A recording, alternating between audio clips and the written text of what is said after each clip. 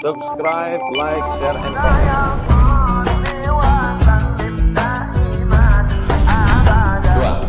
Apa tanda-tanda malam itu terjadi Lailatul Qadar? Ada seorang bapak menjaga keponakannya karena adiknya udah meninggal. Keponakannya di rumah dia, rumah di kampung. Ini rumah, berjalan ke belakang, kulam air. Orang dulu di kampung kan gitu, jalan dulu ke belakang. Malam tuh bapak ini mau tahajud. Pas mau tahajud ditengoknya pokok kelapa bertumbangan semua. Ditimbanya air, beku air. Ingat dia malam Lailatul Qadar. Berdoalah dia. Yang didoakannya bukan diri dia.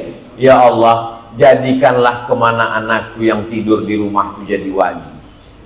Dikabulkan Allah karena malam Lailatul Qadar itu, maka jadilah keponakannya itu wali Allah yang masyhur di Makkah, namanya Syekh Ahmad Khatib Sambas, yang mengkombinasikan antara tarekat Qadiriyah dengan tarekat Naqsabandiyah. Itulah menjadi TKN, tarekat Qadiriyah wan Naqsabandiyah. Yang wali besarnya di Jawa Barat, Suryalaya, namanya almarhum Abah Anom. Makamnya di atas bukit. Saya sampai ke sana silaturahmi. Di mana Ustaz baca riwayat Syekh Ahmad Khatib Sambas ini? Makamnya di Makkah, di Ma'la. Kuburnya di Sambas, Kalimantan Barat. Sekarang di Pontianak ke atas arah ke Sarawak, Kucing. Dalam buku berjudul Biografi Ulama Nusantara, ditulis oleh Hawas Abdullah, cetakan Pontianak, gambar sampulnya ceret menuang air, menunjukkan ada ulama yang menurunkan ilmu kepada murid-muridnya. Buku itu saya baca waktu SMP, tapi sangat berkesan cerita itu. Gara-gara cerita pokok tumbang ini, tiap malam lah bapak ini menunggu bilo pokok tumbang. 30 malam tak tumbang-tumbang. Lalu akhirnya dia pun mengingkari Lailatul Qadar. Tentang masalah Allah tunjukkan pada engkau, tak ditunjukkan pada yang lain, itu namanya khosais, keistimewaan. Berarti kau didudukkan Allah satu tempat. Tapi bahwa tiap malam, tiap Ramadan ada Lailatul Qadar, janji Allah, inna anzalnahu fi Lailatul Qadar. Ya Rasulullah, apakah Lailatul Qadar itu sampai hari kiamat? Kata Nabi, sampai hari kiamat ada Lailatul Qadar. Tapi jangan menunggu pohon tumbang air. Malam tadi Pak Ustadz, saya terbangun. Pas saya terbangun mau minum, saya tuangkan ceret itu. Beku Pak Ustadz, tak tumpah. Lailatul Qadar. Dia tak tahu bini dia habis ngambil air dari freezer. Mereka tanya dulu orang rumah, jangan cepat langsung update status. Iya, ini baru berzikir 2 hari, ikut disuluk balik, nampak cahaya nur tuh Pak Ustaz. Malam tadi jam 2 malam tengok sebelah bercahaya bini saya Pak Ustaz. Bini kau sedang meriksa handphone kau. Kan ini tuh orang sekarang mudah aja menarik kesimpulan. Saya waktu umroh kemarin Pak Ustaz, pas di Masjidil Haram, jumpa saya orang berjubah putih, baju putih, berjanggut putih. Memang begitu jamaah India Pakistan. Dan suka membuat-buat cakap. Jadi Lailatul Qadar itu Pak Ustadz tandanya apa? Orang yang dapat Lailatul Qadar itu, kata Imam Abul Fida Ismail Ibnu Katsir dalam tafsir Al-Quranil Azim, Allah rahasiakan tak ada yang tahu siapa dapat taubat nasuha. Allah rahasiakan tak ada yang tahu siapa dapat haji mabrur. Allah rahasiakan tak ada yang tahu siapa dapat sholat wusta. Allah rahasiakan tak ada yang tahu siapa dapat doa 1 titik hari Jumat. Allah rahasiakan Lailatul Qadar. Supaya apa? Supaya kita tetap berharap ingin dapat tahun ini. Coba kalau datang SMS tahun lalu, sudah dapat. Kosong masjid sekarang. Pas ditanya, kau tak ke masjid? Aku udah dapat. Jadi apalah tujuan kita tak tahu Lailatul Qadar itu? Supaya tetap berharap supaya dapat. Dan kalau sudah dapat, tanda-tandanya adalah ada perubahan. Dulu temperamen pemarah, Sesudah Lailatul Qadar tuh lembut. Baik, dulu mengamuk-ngamuk ke ibu. Setelah itu, bang, aku mau berangkat, kau cuci piring, gosok anak, pel lantai. Iyalah. Itu bukan Lailatul Qadar, kesapu.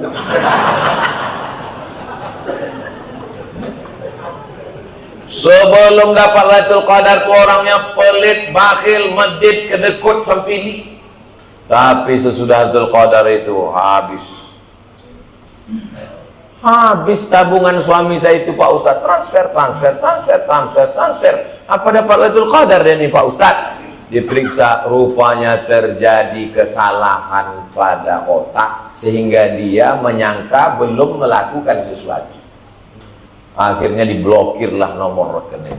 Nah, ada orang mengalami macam ini. Bukan itu yang dimaksud. Tetap normal, ada perubahan. Sebelum Ramadan suami saya ini pelitnya minta ampun Pak Ustaz. Asal mau ke masjid paling tinggi 5.000. Itu pun bagi dua sama tukang parkir. Parkir 2.000, ke masjid 3.000. Tapi sesudah Lailatul Qadar nih Pak Ustaz, ada peningkatan berapa? 2.500. Intinya ibadah, haji, umrah, Lailatul Qadar, haji mabrur, ada perubahan fisik. Oh, nampak saya jamaah ini memang mabrur Pak Ustaz. Balik dari Makkah putih muka itu Pak Ustaz. Apa tak putih, tak pernah ke masjid, tidur aja di hotel. Tak bisa kita ukur dari fisik. Kalaulah mengukur orang diterima Allah itu putih bersih, maka saya ini termasuk yang tak diterima karena hitam. Jadi ini termasuk membela diri saya juga. Orang yang mengaku-ngaku, apakah dia dijumpakan Allah dengan itu menjadi tukang ngobrol, tukang cerita di kedai kopi, atau justru menjadikan hatinya lembut? Maka kata Imam At-Tusi dalam kitab Al-Lumah, karya Imam As-Saraj At-Tusi, kalau kau masuk ke dalam hutan, sampai di dalam hutan itu tiba-tiba pokok kayu dan burung-burung mengucapkan salam kepada kau. Assalamualaikum ya Abdus Samad, Assalamualaikum ya Wali Allah. Masuk saya ke dalam hutan, tiba-tiba burung-burung di hutan itu mengucapkan salam. Assalamualaikum hai Abdul Samad Wali Allah. Pandang hati. Kalau dalam hatimu ada rasa takut kepada Allah, berarti karamah. Tapi kalau dalam hatimu muncul rasa akulah yang paling hebat, akulah yang paling mulia, berarti kau sedang maghrur, tertipu dengan setan. Hati-hati. Orang yang sudah beribadah dengan sebelum beribadah, mana yang paling hebat? Mana yang paling hebat tipuannya? Sebelum masuk masjid atau setelah masuk masjid? Setelah masuk masjid. Sebelum masuk masjid apa kata setan? Jangan ke masjid, jangan ke masjid, mabuk aja dulu, sakau aja dulu, nanti udah agak-agak pensiun baru ke masjid. Tapi setelah masuk masjid, setan ikut ke dalam dan berkata, kau yang paling khusyuk, kau yang paling hebat, kau yang paling ini. Saya diajarkan almarhumah mak saya untuk senantiasa waspada. Waktu saya bawa dia tabligh akbar, pengajian ramai jamaah, saya pikir nanti balik dipuji nih, hebat kau ya, banyak jamaah. Balik ke rumah ditanya, kau tak memelihara jin kan? Tak ada maksud. Jangan kau berdukun. Aku takut kau berdukun pakai pemanis, orang ramai. Jadi anggau kau mati nanti. Harus selalu waspada. Tausiah saya ke Jakarta, jumpa anak muda kelas 3 SMA. Disuruh ayahnya bertanya, kau katanya sering tanya sama Ustaz Somad, tanya apa yang mau kau tanya? Tanyanya, apa perasaan Ustaz waktu dikerumuni orang ramai? Belum pernah ada orang bertanya ini lain. Biasanya orang tanya, Ustaz bumi itu bulat apa peta? Ini lain. Apa perasaan Ustaz waktu dikerumuni orang banyak? Saya bilang, aku waktu dikerumuni orang banyak, ramai menyambut, bersalaman, berkerumun, yang kurasakan sedih dalam hati. Kenapa Ustaz sedih? Karena orang itu lebih ikhlas daripada aku. Orang yang mencium tanganku itu lebih ikhlas daripada aku. Karena waktu tanganku cium, aku merasa aku lebih mulia. Itu maka tarik tanganku. Orang itu datang dengan hamba Allah mendengar hadis. Aku datang mungkin karena ingin direkam, karena ingin dipuji, karena ingin dimuliakan. Boleh jadi orang itu lebih dulu masuk surga daripada aku, orang itu lebih diakui Nabi Muhammad daripada aku, orang itu lebih tulus daripada aku. Itulah yang kurasakan waktu jumpa orang banyak. Diam dia. Dia diam, aku lebih diam lagi. Mudah-mudahan kita semua diridhoi Allah SWT. Abdul Somad itu pahala ceramahnya mungkin udah tak ada lagi tersisa, karena sudah diambil, dihabiskan oleh viewer, follower, dan subscriber. Tapi masih ada satu lagi harapan. Apa dia? Jamaah yang tulus ikhlas mendoakan, matikan Ustaz Somad itu dalam husnul. Semangat pula dia mana? Intinya kita saling mendoakan. Mudah-mudahan keluarga kita sakinah mawaddah warahmah, anak-anak soleh dan solehah, diberikan kita Ramadan, diberikan kita Lailatul Qadar, diberikan kita khusyuk dalam sholat, harta kita bisa bermanfaat untuk umat dan agama Allah, mati dalam keadaan la ilaha illallah, masuk ke jannah bersama Rasulullah. Al-Hazin ini untuk niat yang baik-baik ni. Al-Fatihah. A'udzubillahi minasyaitonirrajim. Bismillahirrahmanirrahim. Alhamdulillahirabbil alamin. Arrahmanirrahim. Maliki yaumiddin. Iyyaka na'budu wa iyyaka nasta'in. Ihdinas siratal mustaqim. Shiratal ladzina an'amta 'alaihim ghairil maghdubi 'alaihim waladdallin. Amin. Allahumma shalli ala sayyidina Muhammad wa ala ali sayyidina Muhammad. Assalamu alayka ya Rasulullah. Ya Rabbi bil Mustafa balligh maqasidana waghfir lana ma madha ya wasi'al karami.